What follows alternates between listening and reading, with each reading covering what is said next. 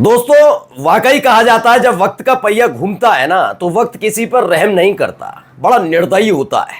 एक वक्त में जो योगी आदित्यनाथ के गुणगान गाते थे, जो बाबा बाबा चिल्लाते थे, वो बताते थे कि उत्तर प्रदेश का कल्याण अगर किसी ने किया तो वो योगी आदित्यनाथ हैं। वही योगी आदित्यनाथ को अब श्राप दे रहे हैं। बताऊं क्या कह रहे हैं? अभी लोकसभा चुनाव में कम सीटें हारे हो, अगर वक्त रहते सही फैसले नहीं लिए तो अभी और हारोगे। जी हां, और ये श्राप किसी विपक्षी पार्टी के नेता यानी समाजवादी पार्टी के नेता अखिलेश शिवपाल या कांग्रेस पार्टी के नेता ने नहीं दिया है, उन्होंने दिया है जिनके बलबूते योगी आदित्यनाथ मुख्यमंत्री बने हुए हैं। जी हां, एनडीए यानी कि भारतीय जनता पार्टी के सहयोगी दलों में से उनके एक राष्ट्रीय अध्यक्ष और तो और योगी सरकार में मंत्री ने खुल्लम खुल्ला योगी आदित्यनाथ को श्राप दे डाला है। श्राप ऐसा जिसे सुनकर आप तौबा तौबा करने लगेंगे। नमस्कार, मैं हूं प्रज्वल गौतम और आप देख रहे हैं न्यूज सर्किल। मैं पहले दिन से कह रहा हूं, जब से साल 2024 का लोकसभा चुनाव हुआ उसके बाद से ही वहां टेंशन बढ़ गई मोदी शाह की कि भैया 240 पर आ गए। अब जिन राजनीतिक दलों के नेताओं को पूछते तक नहीं थे, अपनों को ही नहीं पूछते थे, अपने सांसदों को, हम उन साथियों को पूछते ही नहीं थे कौन सा अपना दल, कौन सा ओम प्रकाश राजभर, कौन टीडीपी, कौन जेडीयू, हम ये करते थे।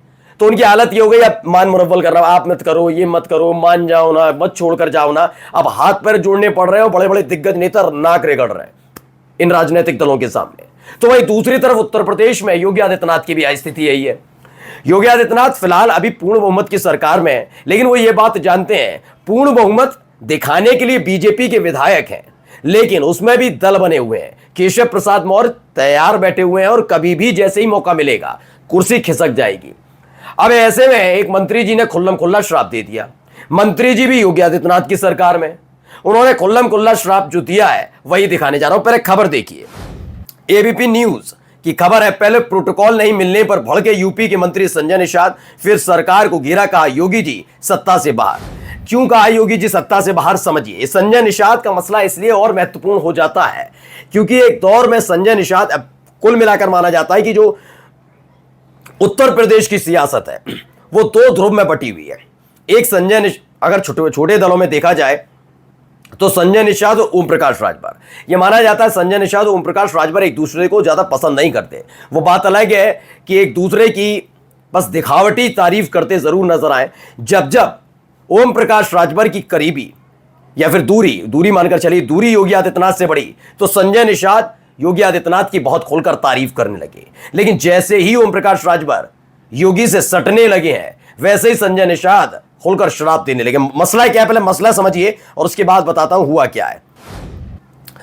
यह सबसे पहले देखिए, इसमें लिखा है उत्तर प्रदेश की सियासत में एक बार फिर हलचल मच गई। योगी सरकार में कैबिनेट मंत्री निषाद पार्टी के अध्यक्ष संजय निषाद ने बस्ती में प्रोटोकॉल उल्लंघन को लेकर प्रशासन पर जमकर भड़ास निकाली। साथ ही निषाद समुदाय के लिए आरक्षण, नौकरी और राजनीतिक भागीदारी की मांगों को लेकर बीजेपी को कड़ा संदेश दिया। उनके बयानों ने न केवल नौकरशाही पर सवाल उठाए बल्कि आगामी चुनाव में निषाद वोट बैंक के महत्व को लेकर अपने इरादे भी जाहिर कर दिए।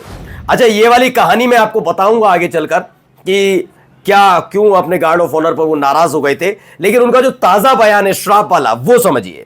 इन्होंने क्या कहा, अगर योगी जी हमारी मांगों पर ध्यान नहीं देंगे तो वे सत्ता से बाहर हो जाएंगे। जी हां, हमारी मांगों पर, अपनी ही सरकार के खिलाफ बोल रहे हैं। अगर योगी जी हमारी मांगों पर ध्यान नहीं देंगे तो वे सत्ता से बाहर हो जाएंगे।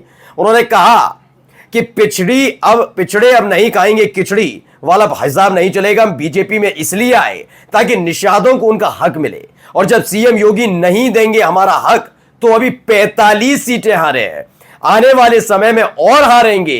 इस बयान से यूपी में आने वाले चुनावों में नए समीकरणों पर मोहर लगती हुई दिखाई दे रही है। अच्छा, ये क्यों हुआ है मैं समझा देता हूं। दरअसल आपको मालूम होगा 2017 में योगी आदित्यनाथ मुख्यमंत्री बनते हैं। 2.5-3 साल उनके साथ ओम प्रकाश राजभर मंत्री रहते हैं, फिर विरोध करते हैं, आवाज उठाते हैं, बाहर निकल जाते हैं, अखिलेश यादव के साथ चले जाते हैं 2000, और उसके बीच संजय निषाद गुणगान गाते हैं किसके, जय जय योगी करते हुए नजर आते हैं। 2022 में यह होता है कि 2022 में लगने लगता है कि भैया सपा जीत जाएगी, लेकिन जो खेल हुआ उस पर बात नहीं करूंगा। उसके बाद दोबारा से ओम प्रकाश राजभर एनडीए से सटने की कोशिश करते हैं, योगी आदित्यनाथ और बीजेपी के नेताओं की तारीफ करते हैं, और इन सब के बीच उन्हें लगता है वापस ले लिया जाएगा, लेकिन योगी आदित्यनाथ उन्हें बख्शते नहीं है, मतलब साथ लेने के लिए तैयार नजर नहीं आते। यह स्पष्ट होता हुआ नजर आया। इसके बाद वो सीधे दिल्ली भागते हैं, बताते हैं कि भैया मेरे को साथ आना है। अमित शाह उन्हें एंट्री देते हैं, क्योंकि पहले से ही योगी आदित्यनाथ वर्सेस मोदी शाह चल रहा है, तो अमित शाह के जरिए वो एनडीए में वापसी कर लेते हैं।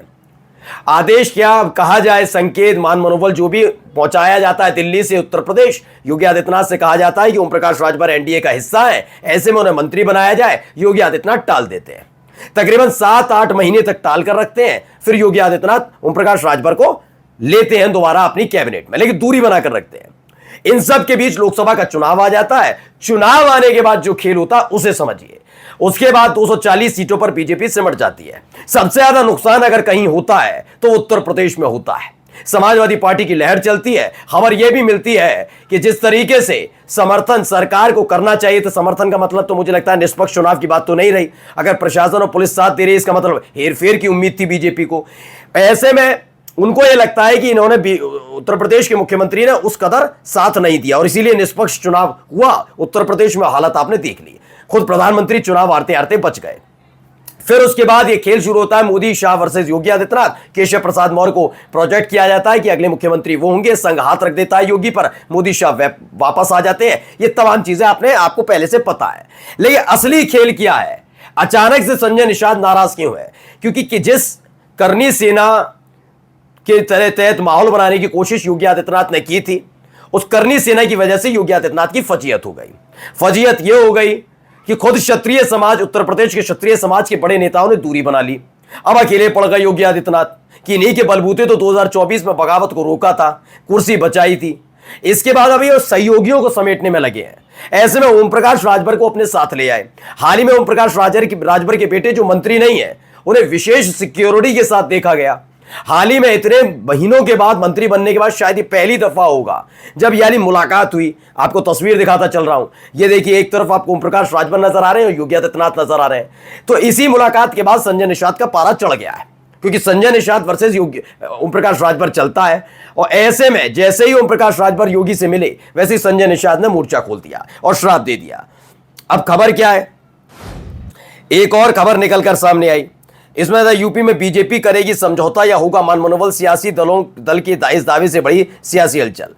क्या कर दिया गया है? उत्तर प्रदेश में विधानसभा चुनाव करीब 2 साल रह गए। भारतीय जनता पार्टी ने जब अपने विधायकों को 5 साल का ऑडिट कराना शुरू कर दिया, तो वहीं समाजवादी पार्टी भी जमीन पर अपने नेताओं की उतार रही है। वहीं भारतीय राष्ट्रीय कांग्रेस ने भी कई सीटों पर चुनाव लड़ने का दावा कर दिया है। बहुजन समाज पार्टी में भी आकाश आनंद की वापसी हो गई है। यह माना जा रहा है कि अब सब कुछ ठीक है। लेकिन अब निषाद पार्टी ने दावा कर दिया।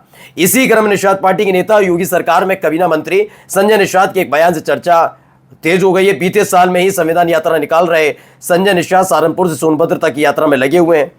इस बार उन्होंने क्या करा, उन्होंने कह दिया है, निषाद पार्टी के मुखिया की अगुवाई वाली संविधान यात्रा तक जिन दिनों में गई, वहां पत्रकारों से वार्ता के दौरान संजय निषाद कई बार कह चुके हैं निषाद समाज का 200 से ज्यादा सीटों पर असर है।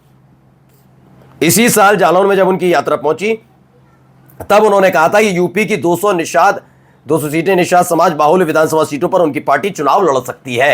यानी खुल्लम खुल्ला बगावत होने जा रही है। अब देखना है एनडीए में कितने साथी बचते हैं। हालत तो पहले से ही खस्ता है। नमस्कार।